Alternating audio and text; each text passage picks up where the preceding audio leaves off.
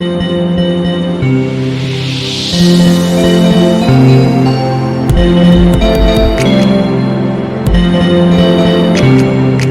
रक्षा सूत्र चैनल में सभी भक्तों का स्वागत है।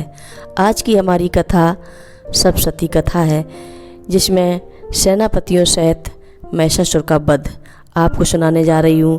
कृपा करके सभी भक्त मेरी कथा ध्यान से सुने। जगदम्बा के श्री अंगों की कांति उदय काल के सैकड़ों सूर्यों के समान है। वे लाल रंग की रेशमी साड़ी पहने हुए हैं। उनके गले में मुंडमाला शोभा पा रही है। वे अपने कर कमलों में जप मालिका, विद्या और अभय तथा वर नामक मुद्राएं धारण किए हुए तीन नेत्रों से सुशोभित मुखार बिंदु की बड़ी शोभा पा रही हैं। उनके मस्तक पर चंद्रमा के समान ही रत्नमय मुकुट बंधा है तथा वे कमल के आसन पर विराजमान है। ऐसी देवी को मैं भक्तिपूर्वक प्रणाम करती हूँ। ऋषि कहते हैं, दैत्यों की सेना को इस प्रकार तहस नहस होते देख महादैत्य सेनापति चिच्छुर क्रोध में भरकर अंबिका देवी से युद्ध करने के लिए आगे बढ़ा। वह असुर रणभूमि में देवी के ऊपर इस प्रकार बाणों की वर्षा करने लगा, जैसे बादल मेरुगिरी के शिखर पर पानी की धारा बरसा रहा हो।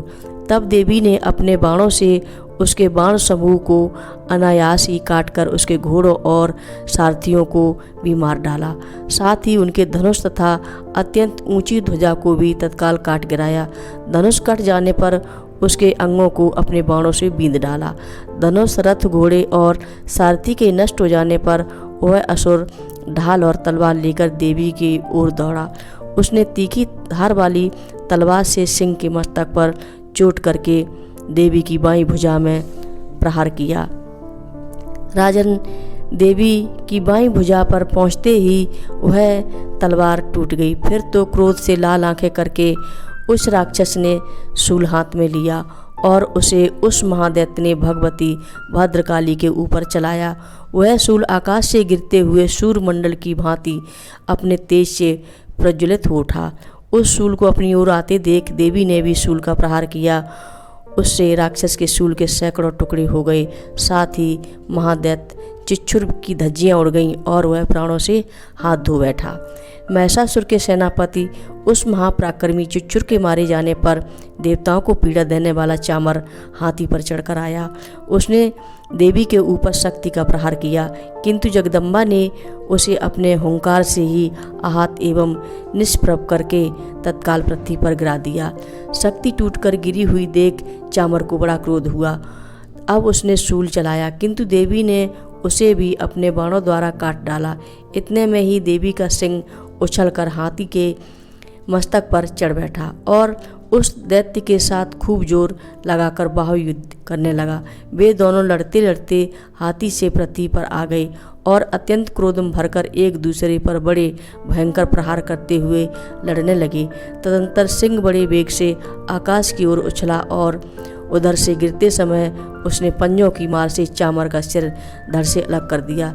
इसी प्रकार उदग्र भी शिला और वृक्ष आदि की मार खाकर रणभूमि में देवी के हाथ से मारा गया तथा कराल भी दांतों, मुक्कों और थप्पड़ों की चोट से धाराशायी हो गया। क्रोध में भरी हुई देवी ने गदा की चोट से उदत्त का कचूमन निकाल डाला। विंध्यपाल से बाष्पकल को, तब बाणों से ताम्र और अंधक को मौत के घाट उतार दिया। तीन नेत्रों वाली परमेश्वरी ने त्रिशूल से उग्रासय, उग्रवीर तथा महाअनु नामक दैत्य को मार डाला। तलवार की चोट से बिडाल के मस्तक को धड़ से काट गिराया। दुर्धर और दुर्मुख इन दोनों को भी अपने बाणों से यमलोक भेज दिया। इसी प्रकार अपनी सेना का संहार होता देख महिषासुर ने भैंसे का रूप धारण करके देवी के गणों को त्रास देना आरंभ किया। किन्हीं को थूतन से मारकर, किन्हीं के ऊपर खुरों का प्रहार करके, किन्हीं को पूंछ से चोट पहुंचाकर, कुछ को सींगों से बिदीड़ करके, कुछ गणों को बेग से, किन्हीं को सिंहनाद से, कुछ को चक्कर देकर और कितनों को निश्वास वायु के झोंकों से धाराशायी कर दिया।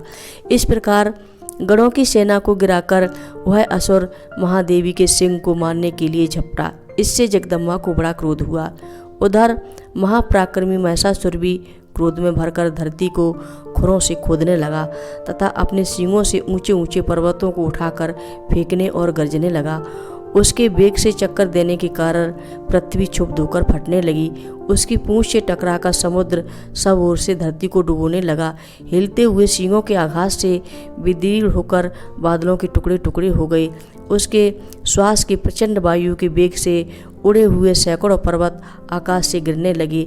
इस प्रकार क्रोध में भरे हुए उस महादैत्य को अपनी ओर आते देख चंडिका ने उसका वध करने के लिए महान क्रोध किया।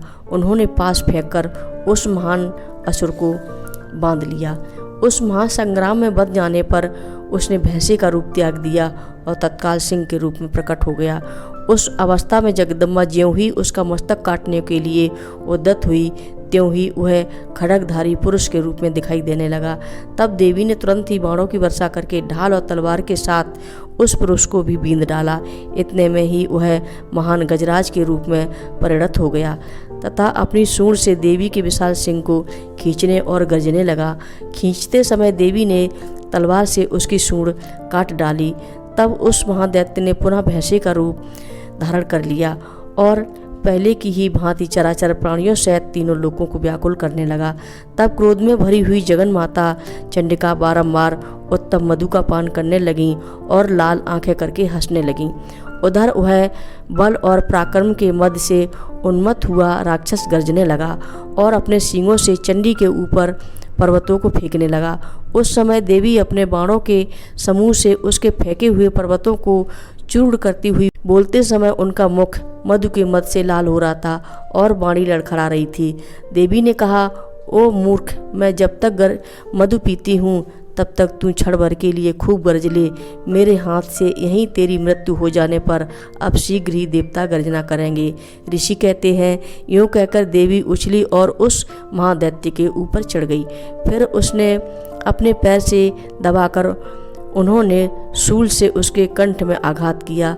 उनके पैर से दबा होने पर भी महिषासुर अपने मुख से दूसरे रूप में बाहर होने लगा।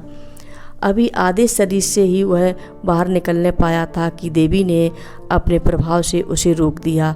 आधा निकला होने पर भी वह महादैत्य देवी से युद्ध करने लगा। तब देवी ने बहुत बड़ी तलवार से उसका मस्तक काट गिराया। फिर तो हाहाकार करती हुई दैत्यों की सारी सेना भाग गई तथा संपूर्ण देवता अत्यंत प्रसन्न हो गए। देवताओं ने दिव्य महर्षियों के साथ दुर्गा देवी का स्तुति किया। गंधर्वराज गाने लगे तथा अप्सराएं नृत्य करने लगीं। जगदम्बा के प्यारे भक्तों, अगर मेरी यह कथा आपको अच्छी लगी हो तो हमारे चैनल को अवश्य सब्सक्राइब करें और लाइक करें, शेयर करें। जय माता की।